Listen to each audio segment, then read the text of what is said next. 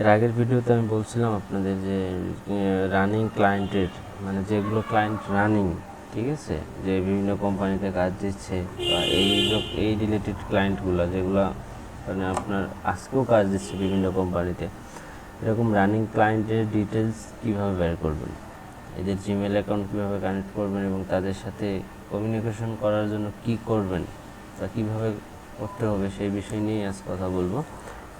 ঠিক আছে, তো আপনারা এখান থেকে ফার্স্ট চলে যাবেন হচ্ছে গুগলে গিয়ে আমি একটা লিঙ্ক দেখাচ্ছি, সেই লিঙ্কে ক্লিক করবেন। তো লিঙ্ক বলতে এটা আমি নিজেই লেখা হয়েছে। তো এখানে আমি বলে দিচ্ছি এটা হচ্ছে একটা কোডের মতো কাজ করবে, যেমন HTML CSS জাভা PHP যেরকম কোড থাকে না, এরকম কোডের মতো এটা আপনার কাজ করবে এখানে।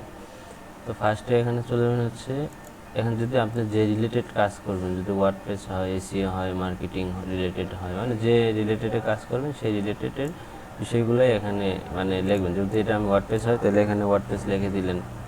ঠিক আছে, তার ইউএসএ যা আছে এখানে তাই সেম একই রাখবেন। তারপর হচ্ছে এখানে একটু চেঞ্জ করবেন, এখানে এই যে ফটোগ্রাফির জায়গায় আপনি যে রিলেটেডে কাজ করেন ওই রিলেটেডটা লিখবেন, আর এদিকে সেম যে যা আছে এরকমই যেরকম আছে রাখবেন। রাখার পরে একটা ইন্টার ক্লিক করবেন।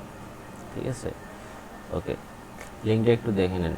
এটা এই লিঙ্কটা সেম মানে আপনার যে রিলেটেড কাজ করবেন ওই রিলেটেডই এখানে লিখে আপনার শুধু চেঞ্জ করে দেবেন। এই ফটোগ্রাফারের এখানে আপনি যে রিলেটেড কাজ করবেন ওটা রেখে চেঞ্জ করে দেবেন।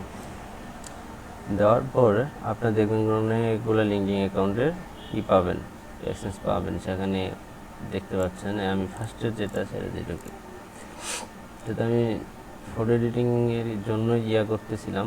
তো এটা হচ্ছে ফটোগ্রাফার। ঠিক আছে, এটা হচ্ছে একটা ফটোগ্রাফার, ইংল্যান্ডের একটা ফটোগ্রাফার।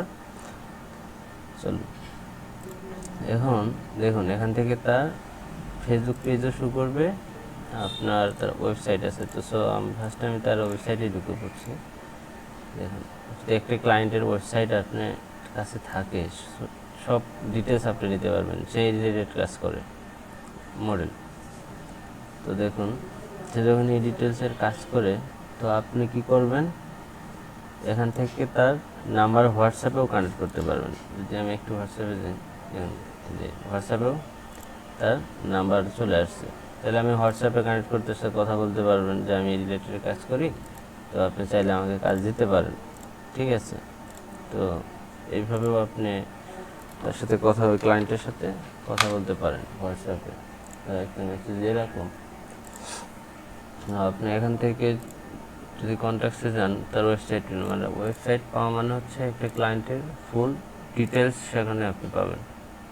ঠিক আছে, চলো এখন যে আমি এখান থেকে একটু ইনস্টল করে নিচে যাই, হোয়াটসঅ্যাপ দেখলাম আপনার, তারপর হচ্ছে তার ইনফো মেলও দেখলাম। তাহলে আপনি আপনার ওয়েবসাইটের ইনফো মেল থেকে তাকে মেল করবেন, মেল করলে সে অটোমেটিক রেসপন্স করবে। অনেক সময় করে, ম্যাক্সিমাম সময় করে আর কি। আমি যতটুকু সময় দেখছি তারা রেসপন্স করে। কোথাও যদি তারা কন্টিনিউ কাজ দিয়ে থাকে তারপরেও আপনাকে জানাবে সে যে আমি অন্য কোনো কোম্পানির সাথে চুক্তিতে আছি বা কোম্পানিতে কাজ দিচ্ছি, আমরা এখন আপনাকে দিতে পারবো না বা নেক্সট টাইম আপনাকে জানাবো। তো এখান থেকে চলে যায় এটাতে আরেকটা আপনার লিঙ্কে চলে যায়। যদি এই লিঙ্কে চলে যাই,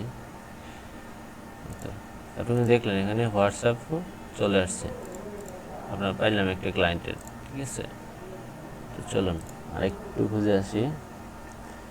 দেখুন এখানে যে প্রোফাইলগুলো করবে মানে শো করবে, তার ম্যাক্সিমাম প্রোফাইলগুলোতেই আপনি ওয়েবসাইট পাবেন, তার কোম্পানির ওয়েবসাইটের লিঙ্ক পাবেন।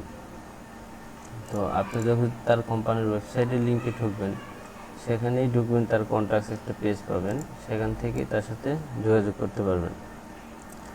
চলে যায় একটু এই যে কন্ট্যাক্টস পেজে আপনার কন্ট্যাক্ট পেজ।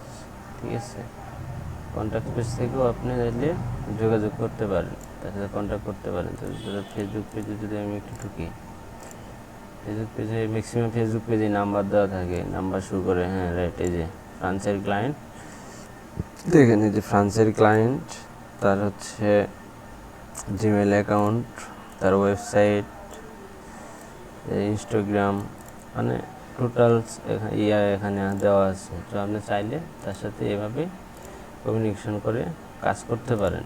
এটা হচ্ছে আপনার মার্কেট প্লেসের বাইরে আদার সাইডে বড় বড় ক্লায়েন্টগুলো পাওয়ার মানে একটা সবচেয়ে বড় একটা কৌশল বলতে পারেন, যেটা আমি আজকে আপনাদের সাথে শেয়ার করলাম। ঠিক আছে, এই রিলেটেড ভিডিও আসলে কখনো কেউ শেয়ার করে না, আমি ইউটিউবে অনেক দেখলাম, মানে এরকম রিলেটেড লাইভ কেউ শেয়ার করে নেই। ঠিক আছে, তো আজকে আমার মনে হলো যে না, এটা আসলে করা উচিত, সবাই বিষয়টা শিখলে কোনো ক্ষতি নেই। ঠিক আছে, এই উদ্দেশ্যে আসলে ভিডিওটা করা।